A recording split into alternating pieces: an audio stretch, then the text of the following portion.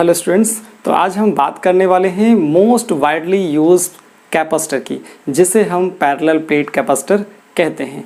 तो parallel plate capacitor में क्या होता है, कैसा अरेंजमेंट होता है, तो उस अरेंजमेंट को एक्सप्लेन करने के लिए मैंने ऑलरेडी फिगर ड्रा कर दिया है। तो आपको ये समझना है कि जो पैरेलल प्लेट कैपेसिटर होता है, जो मोस्ट वाइडली यूज कैपेसिटर है, ये एक अरेंजमेंट है जिसमें टू कंडक्टिंग प्लेट्स होती हैं, two large parallel conducting plates होती हैं और उनको डी डिस्टेंस से हम सेपरेट कर देते हैं। तो ये तो हो गया इसका अरेंजमेंट, ठीक है। लेकिन यहाँ पर ये समझना बहुत ज़रूरी हो जाता है कि जब भी हम पैरेलल प्लेट्स कंडक्टर्स को चार्जेस देते हैं, पैरेलल प्लेट कैपेसिटर में प्लेट्स को चार्ज देते हैं, तो वो चार्ज केवल प्लेट्स के इनर सरफेस पे आता है, आउटर सरफेस पे नहीं आता। क्यों? पहला क्वेश्चन। दूसरा ये कि कैपेसिटेंस फाइंड करने का क्या कोई मेथड है? तो जी हाँ, आज आपको इस वीडियो में सीखने को मिलेगा कि एक स्टेप होते हैं, एक मिनिमम स्टेप है जो किसी भी टाइप का कैपेसिटर हो, आप इजीली उसकी कैपेसिटेंस फाइंड कर सकते हो। तो मैंने उसके लिए भी 3 पॉइंट्स आपको बताए हुए हैं। पहला पॉइंट है स्टेप फर्स्ट, दूसरा स्टेप सेकेंड और तीसरा स्टेप थर्ड। तो स्टेप फर्स्ट, सेकेंड, थर्ड में होता क्या है वो भी आप नोट कर लीजिए। स्टेप फर्स्ट में होता है कैलकुलेशन ऑफ इलेक्ट्रिक फील्ड। पहला होता है इलेक्ट्रिक फील्ड। आपको सबसे पहले इलेक्ट्रिक फील्ड निकालना है, फिर आता है कैलकुलेशन ऑफ पोटेंशियल डिफरेंस, जिसको आप V बोलते हो। तो आपको E निकालना है, देन V निकालना है, उसके बाद निकालना है कैपेसिटेंस, कैलकुलेशन ऑफ कैपेसिटेंस। और कैपेसिटेंस फाइंड करने के लिए आपको मदर इक्वेशन यूज करनी है। मदर फॉर्मूला क्या होता है कैपेसिटेंस का? यूजिंग मदर फॉर्मूला, और मदर फॉर्मूला होता है C = Q/V। तो दो चीज़ें निकालनी हैं, एक निकालना है इलेक्ट्रिक फील्ड, दूसरा निकालना है पोटेंशियल डिफरेंस। पोटेंशियल डिफरेंस निकलता है इलेक्ट्रिक फील्ड के थ्रू। तो इलेक्ट्रिक फील्ड के थ्रू जब पोटेंशियल डिफरेंस निकल आएगा और इस मदर इक्वेशन में आप वैल्यू पुट कर दोगे तो आपको इजीली यहाँ से रिजल्ट मिल जाता है।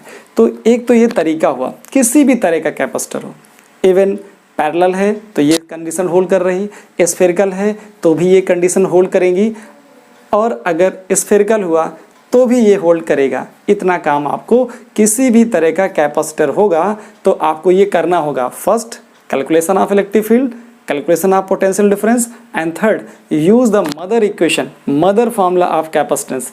Never ever forget this formula. Again I repeat, never ever forget this formula, C = Q/V। ठीक है, आपको वीडियो के लास्ट तक ये भी समझ में आएगा कि कैपेसिटेंस C जो है, C does not depend upon Q and V, ये भी आपको याद रखना है। तो सीखना इस कंसेप्ट में ये है कि कैपेसिटेंस एक्चुअली में डिपेंड किस पे करती है, वो भी आपको वीडियो के एंड तक समझ में आने लगेगा।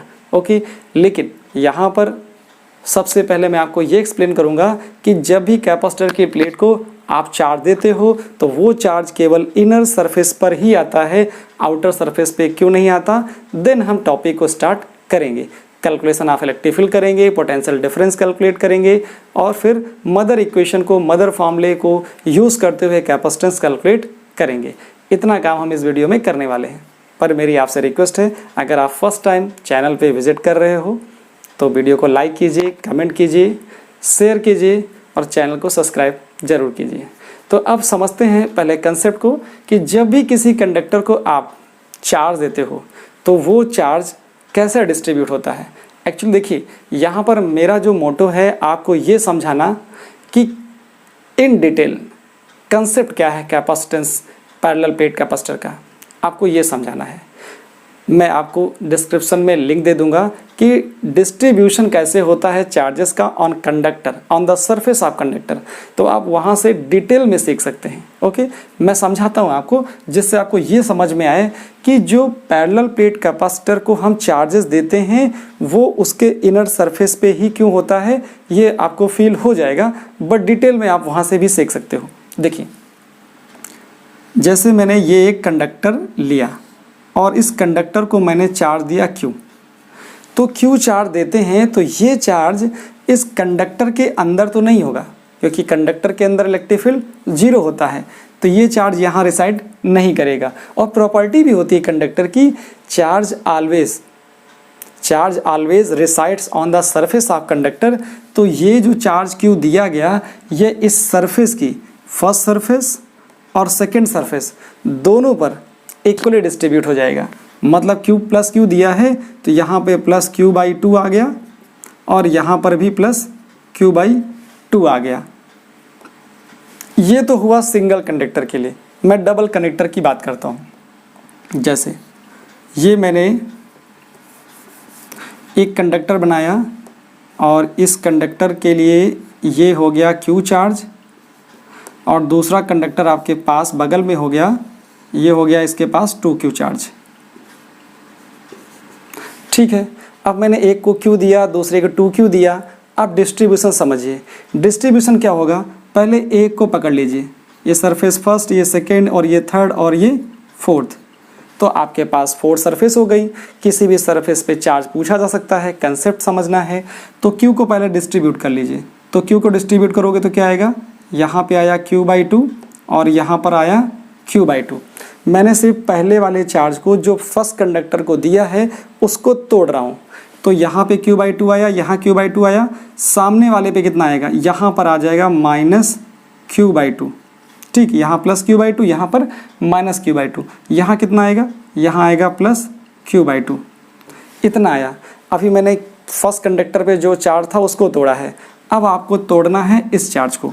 जब इस चार्ज को तोड़ोगे तो क्या आएगा, देखिए यहाँ पर इस चार्ज को तोड़ना है 2Q को, तो आधा चार्ज इधर आ जाएगा Q और यहाँ पर आधा चार्ज आ जाएगा Q। ये बात समझ में आ गई आपको, क्योंकि कंडक्टर पे जो चार्ज था वो आधा इस सरफेस पे आधा इस सरफेस पे आया।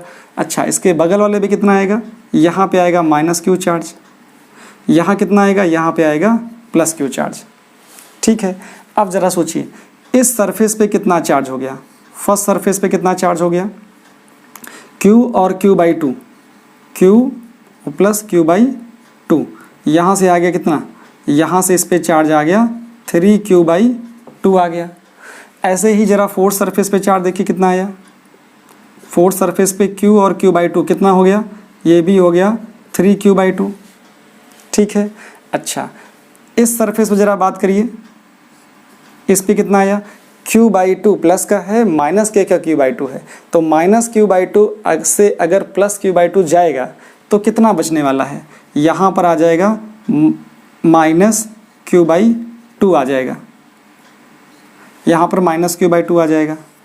अच्छा, थर्ड सरफेस पे कितना आ जाएगा, थर्ड सरफेस देखिए +Q/2 है, सॉरी +Q से -Q/2 जाएगा, एक से आधा चला जाए तो क्या बचता है, एक से आधा जाने पर तो आधा ही बचता है, मतलब +Q/2।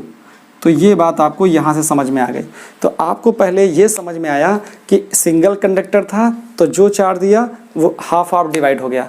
2 कंडक्टर थे तो हमने क्या किया, इस पे जो चार्ज दिया था पहले इसको डिस्ट्रीब्यूट कर दिया दोनों कंडक्टर पे, फिर इस पे जो चार्ज दिया उसको फिर डिस्ट्रीब्यूट करना शुरू कर दिया। आधा इधर आया, आधा इधर आया, इधर प्लस है तो इधर माइनस आएगा, इधर माइनस इधर प्लस आया।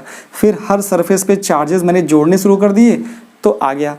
अब यहाँ से मैं एक कंसेप्ट आपको सिखाता हूँ, ठीक है, आंसर भी मैच हो जाएगा।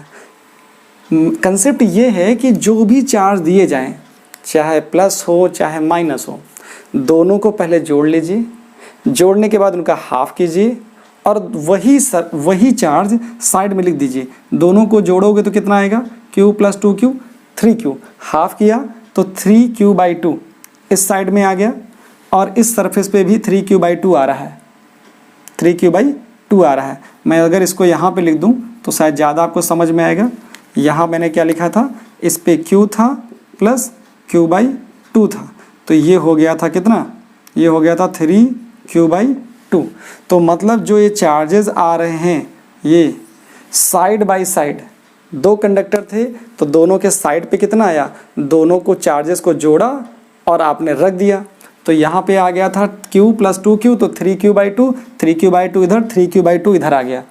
ठीक है, अच्छा अब क्या, अगर 3Q/2 यहाँ आ चुका है, यहाँ इस पर Q है, एक कंडक्टर है ऐसा, इस पे Q चार्ज है, इधर अगर आपको मालूम चल चुका है इनर सरफेस पे कि यहाँ पर 3Q/2 है, तो पीछे कितना होगा, तो Q में से 3Q/2 लेस कर दीजिए, Q में से 3Q/2 लेस कर दीजिए, Q टोटल है, तो Q में से 3Q/2 हटाओगे तो क्या बचेगा, यहाँ से आपको मिल जाएगा -Q/2। देखिए 3Q से लेस करिए, अगर Q से लेस कर रहे हो तो यहाँ से समझ सकते हो, ये सेकेंड सरफेस की बात कर रहा हूँ, Q से 3Q/2 कर दोगे लेस, तो यहाँ से आ जाता है कितना, ये आ जाता है 2Q और -3Q, तो आ जाता है कितना 2Q - 3Q/2, तो ये आ जाता है -Q/2।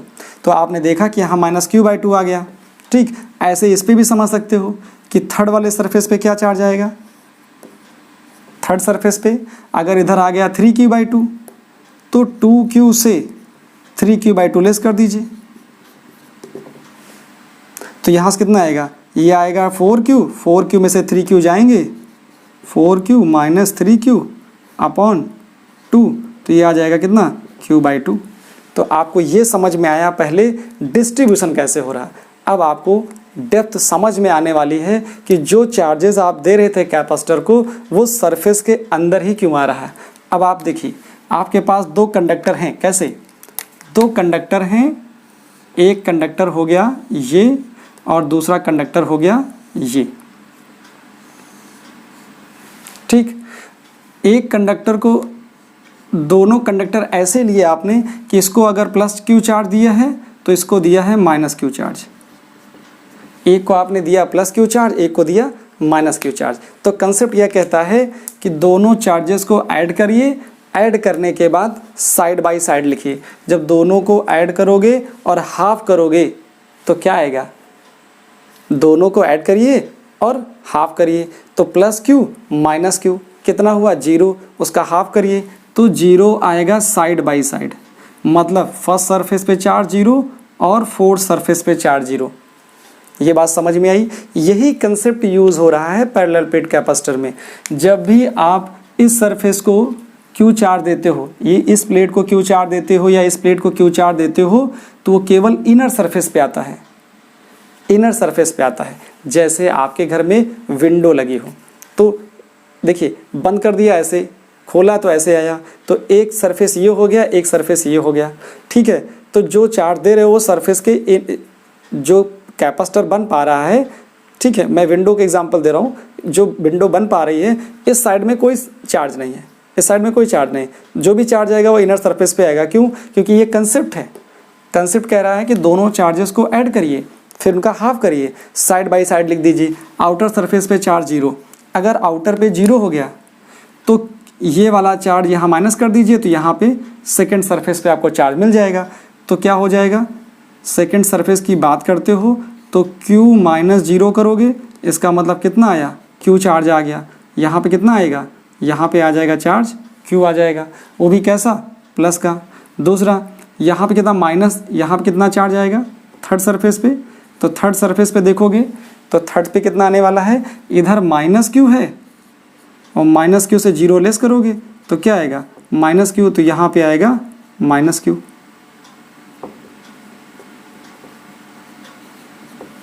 तो आपने ये देखा कि पहले तो कंसेप्ट आपको क्लियर हो गया कि जब भी पैरेलल प्लेट कैपेसिटर को आप चार्ज दोगे तो वो चार्ज कहाँ जाएगा, वो चार्ज केवल पैरेलल प्लेट कैपेसिटर की इनर सरफेस पे आवेगा। ठीक है, अब इतनी बात समझ में आ गई तो मैं अब आपको कैपेसिटेंस निकालना समझाता हूँ कि पैरेलल प्लेट कैपेसिटर की कैपेसिटेंस कैसे फाइंड करनी है। ओके, तो इस चीज़ को आप समझ चुके हैं, आप इसको नोट भी कर लीजिए, इसका स्क्रीनशॉट भी ले लीजिए आप। ठीक है, अब हम आ गए कैपेसिटेंस कैसे फाइंड करना है। पैरेलल प्लेट कैपेसिटर की कैपेसिटेंस। मैंने आपको ये बताया भी है, किसी भी तरह का कैपेसिटर हो, किसी भी तरह का, इवन स्फेरिकल हो, सिलेंड्रिकल हो, कंसेप्ट तो यही यूज़ होगा। पहला कंसेप्ट देखिए, हमको फाइंड करना है step first for the calculation of capacitance of parallel plate capacitor. मैंने लिखा है step for calculation of capacitance. Capacitance किसकी? पैरेलल प्लेट कैपेसिटर की। तो 3 स्टेप यूज़ करने हैं। स्टेप फर्स्ट क्या होगा? स्टेप फर्स्ट ये होगा कि आपको ये नॉलेज है, ठीक है, कि कैलकुलेशन ऑफ इलेक्ट्रिक फील्ड, तो इलेक्ट्रिक फील्ड निकालने वाले हैं। तो पहले तो आप ये समझो, एज वी नो दैट, क्या आप जानते हो कि इलेक्ट्रिक फील्ड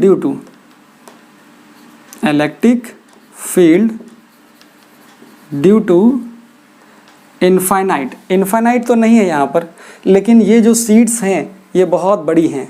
हम लार्ज सीट को इनफाइनाइट कंसीडर कर सकते हैं अगर इनके बीच के डिस्टेंस बहुत कम हो। हम मान भी रहे हैं जो प्लेट्स हैं वो सेपरेटेड बाई हैं स्मॉल डिस्टेंस।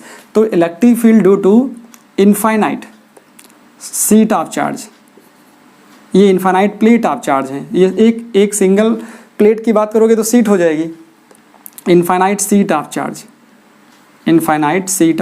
चार्ज। इसकी वजह से फॉर्मूला क्या होता है? इनफाइनाइट सीट ऑफ चार्ज की बात करोगे तो इलेक्ट्रिक फील्ड का फॉर्मूला होता है E = सिग्मा अपॉन 2ε0। इससे आप अवेयर हो, क्लियर है? तो यहाँ पर इलेक्ट्रिक फील्ड एक सीट की वजह से फॉर्मूला जो होता है वो ये होता है ना। तो हमने क्या देखा कि इस सीट की वजह से इस एरिया में, क्योंकि दोनों प्लेट्स के बीच में जो इलेक्ट्रिक फील्ड बनता है वो यूनिफॉर्म बनता है। अब यूनिफॉर्म इलेक्ट्रिक फील्ड की क्या वैल्यू होगी इन प्लेट्स के बीच में, हम वो निकालना चाह रहे हैं। तो निकालें कैसे? तो हमको ये पहले पता होना चाहिए कि एक सीट की वजह से इलेक्ट्रिक फील्ड इसके बीच में कहीं पर क्या होगी, ठीक। तो हमने क्या देखा, इस सीट की वजह से इलेक्ट्रिक फील्ड इतनी होगी, इस सीट की वजह से भी इतनी होगी, क्योंकि ये भी इनफाइनाइट सीट ऑफ चार्ज है, ठीक है, ये भी इनफाइनाइट सीट ऑफ चार्ज है। तो सरफेस पे चार्ज आ गया, ठीक है। अब क्या हुआ, ये फार्मूला पता चल गया, तो हम निकाल दे रहे हैं। देखिए यहाँ से E1 क्या आएगा? E1 का मतलब हो गया कि इस सीट की वजह से इस रीजन में between the plate of capacitor electric field किसी भी पॉइंट पर क्या होगा। तो ऐसा आप सपोज कर सकते हो कि ये एक पॉइंट P है, इस पॉइंट पर इलेक्ट्रिक फील्ड निकालना है। तो एट पॉइंट P क्या लिखता हूँ मैं? Electric field at any point between the plates. क्या आएगा जाके? वो आ जाएगा between the plates.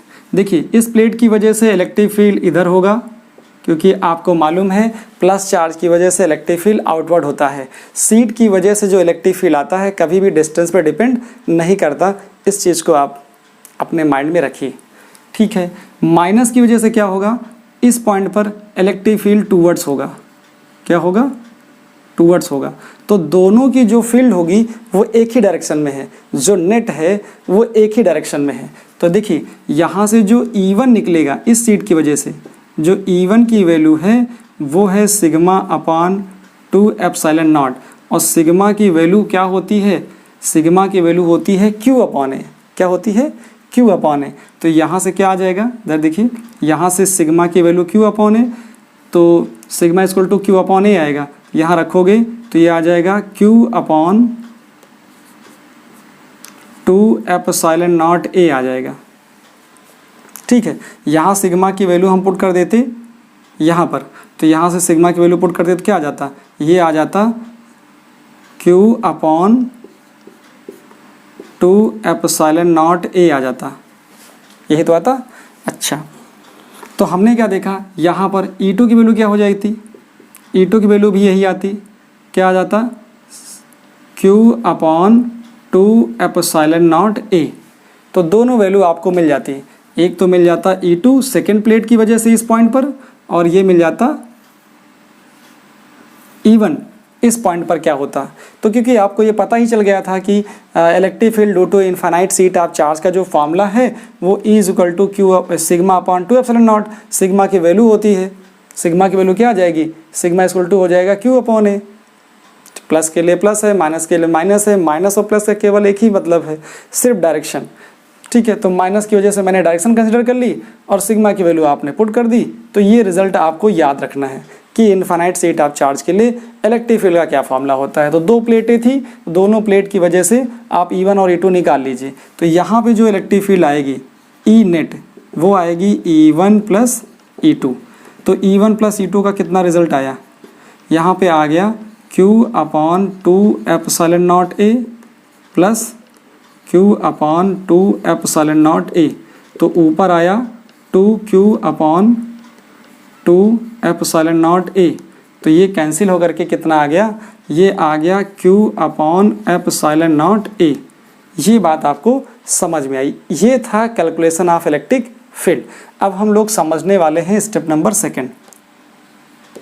Step number second देखिए, ये स्टेप नंबर सेकंड बहुत बहुत ज़्यादा यूज़फुल है क्योंकि आपने रिलेशन पढ़ा है। रिलेशन ये पढ़ा है इलेक्ट्रोस्टैटिक में, ये बहुत फेमस और इम्पोर्टेंट रिलेशन है। E is equal to minus D V by D R. E is equal to minus D V by D R. तो हम लोग पोटेंशियल डिफरेंस यहाँ से निकालेंगे। क्या निकालेंगे, potential difference. Potential difference using, क्या यूज़ करने वाले हो आप, D V is equal to minus E dot D R. हम लोग इस रिलेशन को यूज़ करके निकालने वाले हैं। इसका मतलब होता है minus E D R cos theta. ये रिलेशन होता है। इस रिलेशन से कैसे निकालोगे पोटेंशियल डिफरेंस, ये आपको समझना है। ये इस जो पैरेलल प्लेट कैपेसिटर की कैपेसिटेंस फाइंड करने का ये डेप्थ है, ये आपको रियलाइज़ होना चाहिए। देखिए dV पोटेंशियल डिफरेंस मतलब इनिशियल से फाइनल, इनिशियल से फाइनल। तो आप क्या लिखोगे, यहाँ पे आ जाएगा VF माइनस V इनिशियल, ये आ गया। और EDR, E का मतलब आपको इसके बीच में इलेक्ट्रिक फील्ड मालूम हो चुका है, इलेक्ट्रिक फील्ड मालूम है। अच्छा, जो DR है वो कितना है, DR का मतलब इनकी डिस्टेंस D है। तो क्या होगा, यहाँ से आएगा E माइनस E लिखा आपने, E DR का मतलब D, और इलेक्ट्रिक फील्ड इस डायरेक्शन में है नेट, और डिस्प्लेसमेंट भी उधर ही लेना है। तो उधर का मतलब इलेक्ट्रिक फील्ड की डायरेक्शन में हम लोग ये देख पा रहे हैं कि डिस्प्लेसमेंट कितना है D। तो यहाँ से यहाँ तक के लिए डिस्प्लेसमेंट कितना है, क्योंकि पोटेंशियल डिफरेंस क्या है, यहाँ से यहाँ तक का चाहिए मुझे। तो कैसे आएगा जाके EDR, DR का मतलब D हो गया, और cos 0 का मतलब हो गया cos 0। तो यहाँ से सिर्फ निकल के आया E की वैल्यू आप पुट कर रहे हो कितनी, Q अपॉन एप्सिलॉन नॉट, यहाँ सॉरी माइनस भी लगा है, माइनस एप्सिलॉन नॉट A, और यहाँ हो गया D। फिर देखिए VF जो है वो माइनस है, क्या है, VF माइनस का है, और V इनिशियल प्लस का है, V प्लस का है। आपको क्या मालूम होता है, जो V होता है वो VF माइनस V माइनस होता है। पहले तो लिखिए यहाँ से Q D upon epsilon naught A। यहाँ क्या पता है कि V plus minus V minus is equal to होता है V। पोटेंशियल का जो डिफरेंस होता है प्लस माइनस होता है, V plus minus V minus equal to V होता है। तो यहाँ से माइनस कॉमन करोगे तो ये आ जाएगा minus V plus minus V minus. तो इसकी जगह पे हम लोग यहाँ पर क्या लिखेंगे, V plus minus V minus equal to V। तो यहाँ से आ जाएगा हमारे पास result V is equal to Q D upon epsilon naught A। ये रिजल्ट आपने निकाला, ये निकाला पोटेंशियल का डिफरेंस। जब पोटेंशियल का डिफरेंस आ जाए तो फिर आप क्या निकालोगे, मैंने बोला है थर्ड इक्वेशन यूज़ करनी है।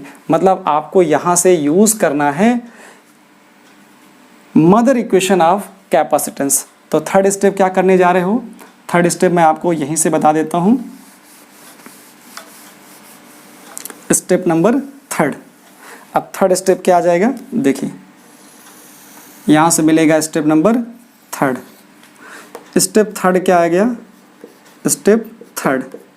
स्टेप थर्ड ये कहता है कि using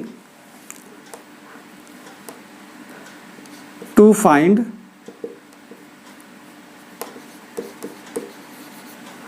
capacitance using mother equation, mother formula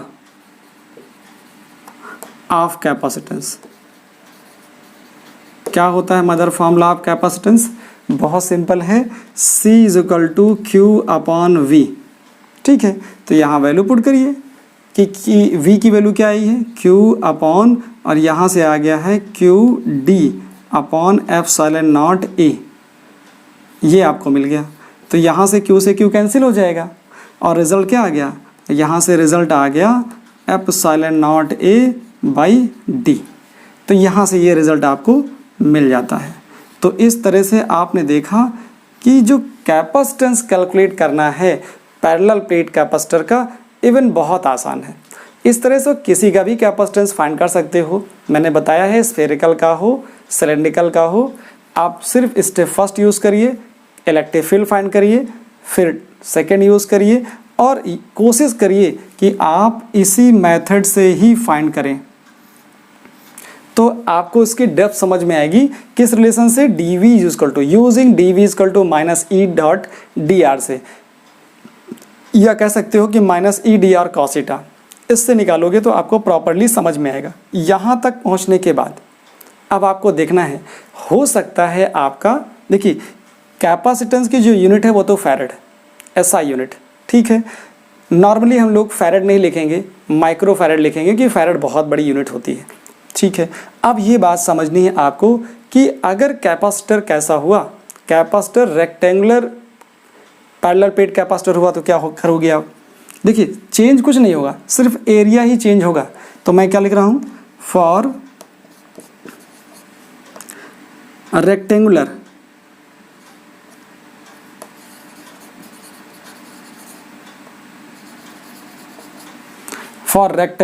कैसा? एक रेक्टेंगल के जैसा सीट हमारी पास, कैसे हमारी जो सीट है अभी बहुत थिन सीट है, अगर इस सीट को क्या कर दिया जाए, इसका लेंथ भी होता, इसका ब्रेथ भी होता, तो ये कैसा हो जाता? रेक्टेंगुलर पैरेलल प्लेट कैपेसिटर हो जाता। तो for rectangular parallel plate capacitor क्या करते? कुछ नहीं करते, सिर्फ एरिया चेंज करते। क्या? यहाँ से एरिया जो होता वो LB आ जाता, लेंथ इनटू ब्रेथ। अब अलग अलग कैपेसिटर का, रेक्टेंगुलर प्लेट कैपेसिटर का जो एरिया होगा वो अलग होगा, क्योंकि लेंथ भी मालूम हो जाएगी, ब्रेथ भी मालूम हो जाएगी। तो C इज इक्वल टू लिख सकते थे epsilon not LB upon D। ये हो जाता है, इस तरह का एक फॉर्मूला आ जाता है। लेकिन अगर यहीं पर क्या हो जाता, एक सिलेंड्रिकल होता या डिस्क लाइक होता, फॉर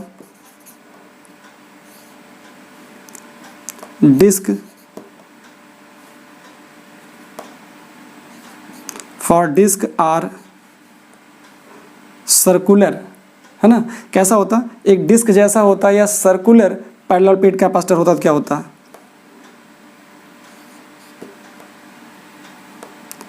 सर्कुलर। ठीक है, इसको देखता हूं पहले मैं, दिख रहा प्रॉपर कि नहीं।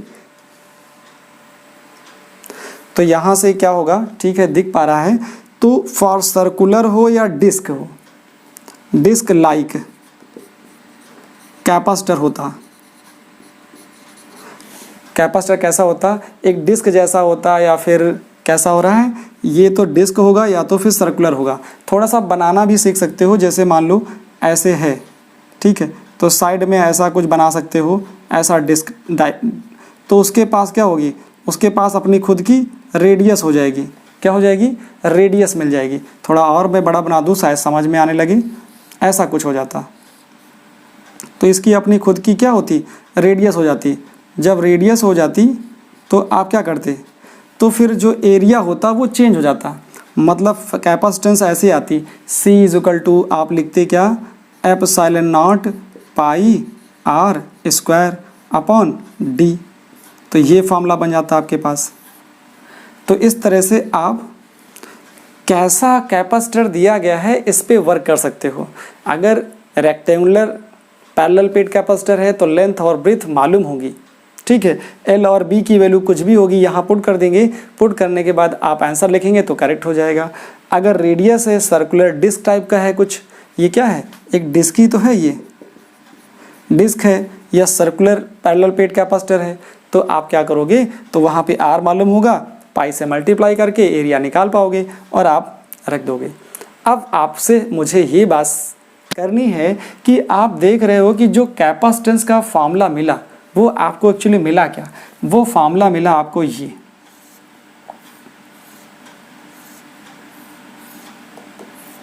C is equal to epsilon naught A upon D। क्या मिल गया,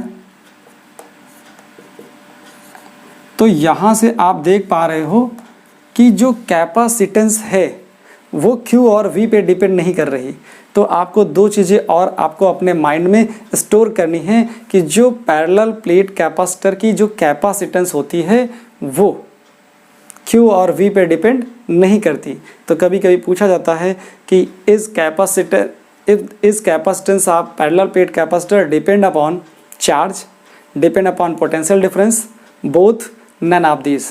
तो आंसर क्या होगा, नन ऑफ दिस। ना तो पोटेंशियल डिफरेंस पे, ना तो चार्ज पे, ना बोथ पे, किसी पे डिपेंड नहीं करता। फिर क्वेश्चन ये आया कि capacitance of parallel plate capacitor depend upon which factor. तो किस किस फैक्टर पे डिपेंड करता है, तो वो फैक्टर यहाँ पर हैं। एक तो डायमेंशन पे डिपेंड करता है कि किस तरह का है, मतलब स्फेरिकल है, डिस्क टाइप का है, रेक्टेंगुलर टाइप का है, ठीक है। ये पैरेलल प्लेट कैपेसिटर आप देख ही रहे हो किस तरह का है, उसके शेप पे डिपेंड करता है, कॉन्फ़िगरेशन पे डिपेंड करता है कि बना है कैसा बना है, स्फेरिकल बना है कि सर्कुलर बना है, ठीक है। तो यहाँ पर क्या है कि उसके एरिया पर, एरिया ऑफ द प्लेट पे डिपेंड करता है। मतलब C is directly proportional to क्या, C is directly proportional to area of the plates, कि प्लेट्स का एरिया कैसा है, ठीक है। अगर वो ज़्यादा होगा तो फिर कैपेसिटेंस बढ़ जाएगी। दूसरी बात, C is inversely proportional to D।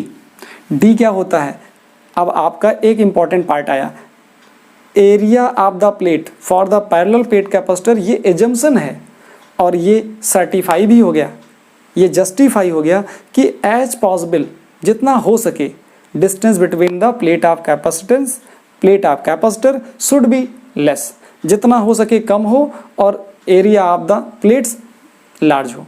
तो ये चीज़ आपको बनाते समय ध्यान रखना है कि पैरेलल प्लेट कैपेसिटर का जो एरिया होता है वो बड़ा होना चाहिए और डिस्टेंस बिटवीन द प्लेट्स कम होनी चाहिए, तो कैपेसिटेंस बढ़ जाती है।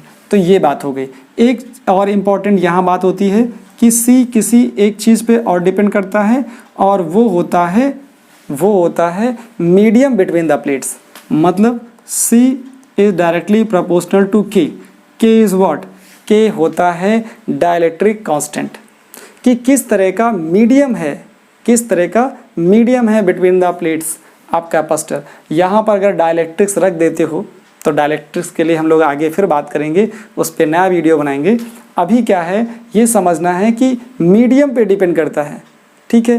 किस तरह का मीडियम है between the plates of capacitor, उस चीज़ पे डिपेंड करता है। तो जैसे जैसे मीडियम आप बढ़ाते जाओगे, K की वैल्यू बढ़ाते जाओगे, तो यहाँ पर कैपेसिटेंस आप पैरेलल प्लेट कैपेसिटर या किसी तरह का कैपेसिटर हो चेंज हो जाएगा। तो कैपेसिटेंस चेंज हो जाती है कब, जब मीडियम चेंज हो जाता है, ठीक है। अब यहाँ पर क्या हो गया, ये चीज़ समझ में आ गई कि A पे डिपेंड करता है, D पे डिपेंड करता है, किस पे डायरेक्टली है, किस पे इन्वर्सली है, ये चीज़ आपको समझ में आ गई। तो ये था overall concept regarding parallel plate capacitor. I hope students आपने खूब एंजॉय किया होगा और आपको इन डिटेल समझ में आया होगा। किसी भी तरह का कैपेसिटर हो उसकी कैपेसिटेंस निकालने के लिए सिर्फ आपको 3 स्टेप यूज़ करने हैं। पहला calculation of electric field and second how to calculate means calculation of potential difference, and third for finding the capacitance of capacitor we use always, मैंने बोला है ever never forget equation for the finding of capacitance C equal to Q upon V ही use करना है। दो चीज़ें आपने calculate की, तीसरे को फाइंड करने के लिए C equal to Q upon V use करना है। ओके स्टूडेंट्स, तो ये सारा था concept regarding parallel plate capacitor. Okay, आप अपना ख्याल रखिए, स्वस्थ रहिए, मस्त रहिए। टिल देन मिलते हैं नेक्स्ट वीडियो में।